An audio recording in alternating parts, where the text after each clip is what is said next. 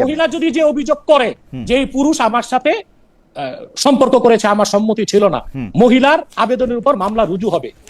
তারপরে শরীয়তের ভিত্তিতে পুরুষ ব্যক্তিটাকে, চারজন সাক্ষী না থাকলেও সেক্ষেত্রে শরীয়তের বিধান হচ্ছে আল বাইয়িনাতু আলাল মুদ্দাই ওয়াল ইয়ামিনু আলা মান আনকার, অর্থাৎ যে ব্যক্তি দাবি করবে সে উপযুক্ত দলিল পেশ করবে যে আমাকে এইভাবে ধর্ষণ করা হয়েছে, আমি প্রমাণ দিলাম, সেই প্রমাণের ভিত্তিতে বিচার হবে।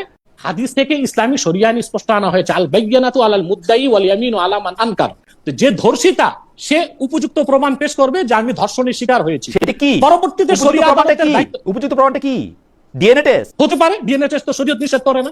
প্রচলিত আইনও শুধু ডিএনএ টেস্টের উপরে বিচার কার্য হয় না, সেখানে মেডিকেল টেস্ট করা হয়, স্যাম্পল নেওয়া হয় চুল থেকে, স্যাম্পল নেওয়া হয় ঘাম থেকে, স্যাম্পল নেওয়া হয় বিছানা থেকে, তারপরে সব প্রমাণ, তারপরে অবশ্যই যে ব্যক্তি ধর্ষণ করেছে তার স্বীকৃতি নেওয়া হয়, সে এক মুহূর্তে স্বীকার করে যে সে ধর্ষণ করেছে। অতএব শরিয়া আইন সম্পর্কে আপনার পুরোপুরি ধারণাটা নাই বলেই আপনি